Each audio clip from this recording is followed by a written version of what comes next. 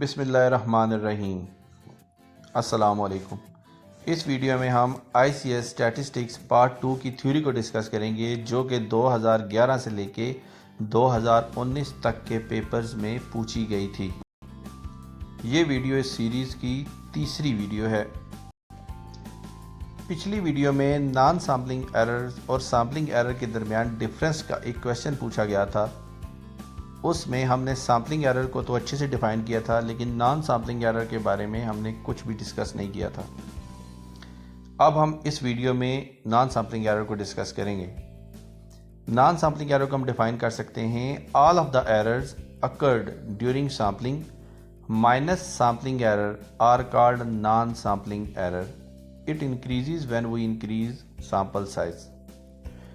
आगे इसकी रीजन बताई जा रही हैं कि haphazard sampling selection, defective sampling frame और दूसरे फैक्टर्स इस एरर को सैंपल में क्रीप इन करने के लिए इन्वॉल्व होते हैं।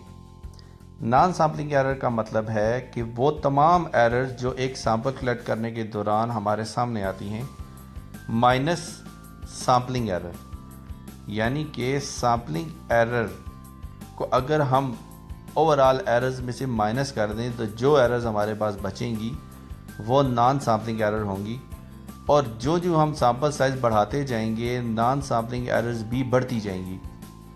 जबकि सैम्पलिंग एरर में ऐसा नहीं होता था। सैम्पलिंग एरर सैंपल साइज़ ज़्यादा करने से कम हो जाती थी।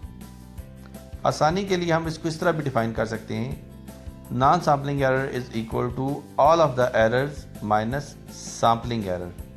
अब इसकी रीज़न मैंने बताया है haphazard sample selection. Haphazard sample selection का मतलब है लापरवाही से सैंपल कलेक्ट करना।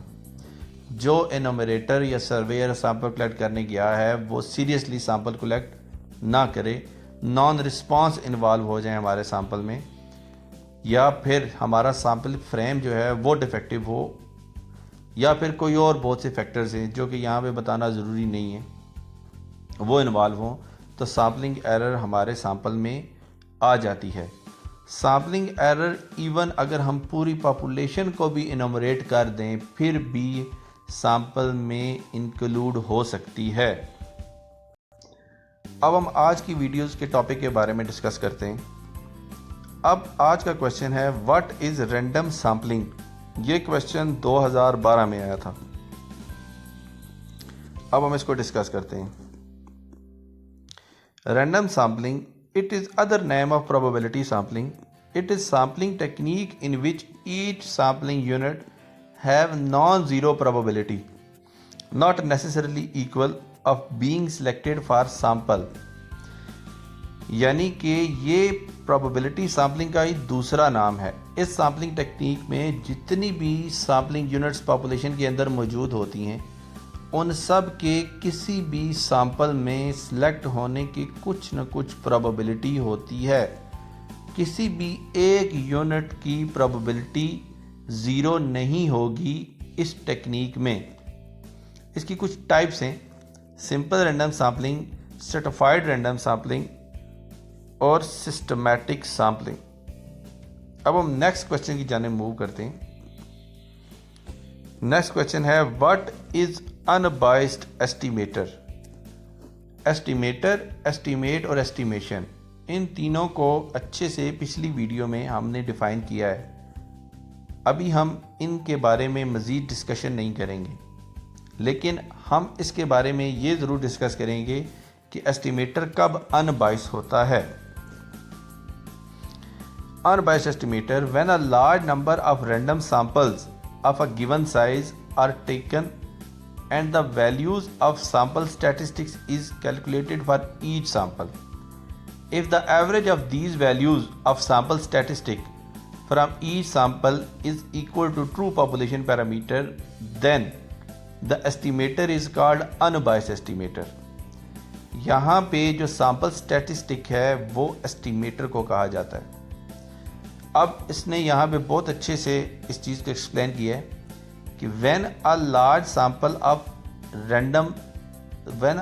नंबर ऑफ रैंडम सैंपल्स, यानी कि जब हम एक बड़ा रैंडम सैंपल जो है वो जो साइज़ हमें बताया गया होता है उसके मुताबिक कैलकुलेट करते हैं, कलेक्ट करते हैं और हर सैंपल का एक सैंपल स्टैटिस्टिक निकालते हैं। सैंपल स्टैटिस्टिक का मतलब है वो इन्फॉर्मेशन जो सैंपल से निकाली गई हो। वो अर्थमेटिक मीन भी हो सकती है, वेरिएंस भी हो सकती है, कुछ भी हो सकता है। यहाँ पे हम just sample statistic word use किया है। हम इसको let's suppose arithmetic mean calculate कर रहे हैं, वो देखते हैं कि हमने एक सैंपल कलेक्ट किया है। अब हर सैंपल का हमने मीन निकाला है। हर सैंपल का मीन निकालने के बाद हमने जितने भी हमारे पास मीन्स आए हैं सैंपल के मुताबिक उनकी एवरेज ली है। अगर वो एवरेज पॉपुलेशन पैरामीटर के जो ट्रू वैल्यू है उसके इक्वल हो जाती है तो हमारा जो एस्टिमेटर होगा वो अनबाइस होगा।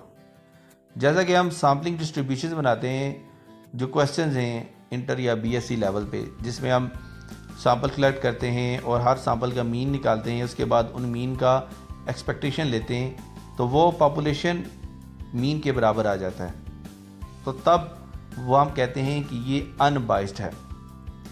तो यहाँ पे भी उसने ऐसे ही एक्सप्लेन किया हुआ है। नीचे मैथमेटिकली बताया हुआ है कि एक्सपेक्टेशन ऑफ सैंपल स्टैटिस्टिक यानी कि expectation of estimator is equal to population parameter. जब इस तरह हो जाए तो एस्टिमेटर को हम अनबाइस्ड कहेंगे। अब हम नेक्स्ट क्वेश्चन की जाने मूव करेंगे, जिसमें पूछा गया है what are properties of mathematical expectation. ये क्वेश्चन 2013 में आया था। इसकी कुछ प्रॉपर्टीज़ को यहाँ पे डिस्कस किया गया है। सबसे पहली प्रॉपर्टी है expectation of constant is equal to constant. इसकी मिसाल इस तरह है कि अगर हमारे पास एक डाइस है और डाइस के 6 फेसेस हैं, हमने हर फेस पे लिख दिया है 1। अब हम डाई को जिस तरह मर्जी रोल करें हमारे पास आंसर 1 ही आएगा। इसीलिए expectation of constant is equal to constant. आगे जो एक्सपेक्टेशन दी हुई हैं या प्रॉपर्टीज़ दी हुई हैं, एक्सपेक्टेशन की प्रॉपर्टीज़ जो दी हुई हैं, इनके लिए मैथमेटिकल हमारे पास प्रूफ है अलग से, लेकिन यहाँ पे वो प्रूफ डिस्कस नहीं करेंगे। यहाँ पे सिर्फ याद रखने की कुछ चीज़ें जिनको याद रखा जाएगा। ऑप्शन 2, ऑप्शन 3, ऑप्शन 4, ऑप्शन 5 जिस तरह ये आपको याद कर लेनी चाहिए। लेकिन ऑप्शन नंबर 6 में देखें, expectation of X Y is equal to expectation of X into expectation of Y if X and Y are independent. अगर ये इंडिपेंडेंट होंगे तो तब expectation of X Y is equal to expectation of X और expectation of Y होगा। अगर ये dependent होंगे तो वो स्टोरी है सम अदर डे की। अब नेक्स्ट क्वेश्चन देखते हैं, write down the properties of normal distribution. ये क्वेश्चन बहुत इंपॉर्टेंट है। 2013, 14, 15 और 17 में आया है और मोस्ट प्रोबेबली इस साल के पेपर में भी आने के काफ़ी चांसेस हैं, क्योंकि 18 और 19 में ये नहीं आया। इसको डिस्कस करते हैं। Properties of normal distribution. पहला इसका है option, it is symmetric about the origin, it is symmetric about the ordinate at X is equal to mu. अब हमें पता होना चाहिए कि ऑर्डिनेट क्या है। सिंपल तरीन अल्फाज में ऑर्डिनेट का मतलब है वाई एक्सेस पे मूवमेंट, और एक्स एक्सिस पे मूवमेंट को हम एब्सिसा कहेंगे। वो कह रहे हैं कि वाई ऑर्डिनेट पे जो मैक्सिमम वैल्यू होगी एक्स की वो म्यू होगा। दूसरी इसकी प्रॉपर्टी है कि मीन, मीडियन और मॉड जो हैं ये इसके हमेशा इक्वल होंगे। तीसरी प्रॉपर्टी है मीन डेविएशन जो है वो इक्वल है 4/5 ऑफ पॉपुलेशन स्टैंडर्ड डेविएशन। इसी तरह इसकी पांचवी property, the ordinate is highest at the mean. छठी property, curve is asymptotic to X axis. Asymptotic to X axis का मतलब होता है कभी भी इसका जो कर्व बनेगा एक्स एक्सिस को टच नहीं करेगा, उससे थोड़ा सा ऊपर ही रहेगा। और सातवीं प्रॉपर्टी जो कि बहुत कॉमन है और हर एक स्टूडेंट को पता होना चाहिए कि total area under normal curve is unity. अब हम नेक्स्ट क्वेश्चन को डिस्कस करेंगे, what is non probability sampling. Basically ये क्वेश्चन था कि what is difference between probability sampling and non probability sampling. Probability sampling को हम कुछ देर पहले डिस्कस कर चुके हैं, तो अब हम नॉन प्रोबेबिलिटी सैम्पलिंग को डिस्कस करेंगे। 2018 में आया था ये सवाल, तो अभी हम डिस्कस करते हैं नॉन प्रोबेबिलिटी सैम्पलिंग को, कि non probability sampling In this type of sampling, the sample is not based on probability, but it is obtained by subjective judgment. यहाँ पे ये बताया गया है कि जो नॉन प्रोबेबिलिटी सैम्पलिंग है उसमें जो सैम्पलिंग यूनिट्स हैं हमारे पास पॉपुलेशन में, उनकी प्रोबेबिलिटी बेस सिलेक्शन नहीं होती। इसमें ज़्यादातर जजमेंट सैम्पलिंग या कोई पर्सन है उसके जो पर्सनल एक्सपीरियंस है उसकी बेस पे जो जजमेंट है, वो जजमेंट की बुनियाद पे जो यूनिट कलेक्ट कर लेता है उसको कहते हैं नॉन प्रोबेबिलिटी सैम्पलिंग। इस प्रोबेबिलिटी का सबसे बड़ा ड्रॉबैक ये है कि इस तरह के सैंपल से हम एरर कैलकुलेट करने के लिए यूज़ नहीं कर सकते।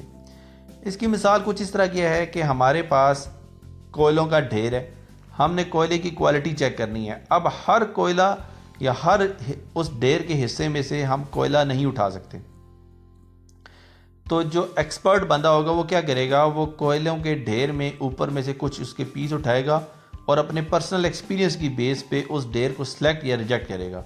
हालांकि कोयलों के ऊपर का जो ढेर का ऊपरी हिस्सा आता है उसमें बड़े टुकड़े होते हैं, नीचे वाले छोटे, लेकिन जो एक्सपर्ट है वो अपनी एक्सपर्टीज़ के मुताबिक इस ढेर को सिलेक्ट या रिजेक्ट करेगा। इसकी एग्जांपल्स में है जजमेंट सैम्पलिंग, कोटा सैम्पलिंग और स्नोबॉल सैम्पलिंग। स्टूडेंट्स, ये सीरीज़ की 3rd वीडियो थी। इंशाल्लाह नेक्स्ट वीडियो में हम मज़ीद थ्योरी के क्वेश्चन डिस्कस करेंगे। टोटल ये 36 क्वेश्चन हैं, जिनमें से हम 15 से ज़्यादा क्वेश्चन डिस्कस कर चुके हैं। एग्जामिनेशन पॉइंट ऑफ व्यू से बहुत इंपॉर्टेंट क्वेश्चन है और इंशाल्लाह इस पेपर में ज़रूर रिपीट होंगे 8 से 9 क्वेश्चन इस वीडियो सीरीज़ के। Thank you very much. दुआ में याद रखिएगा। अल्लाह हाफिज़।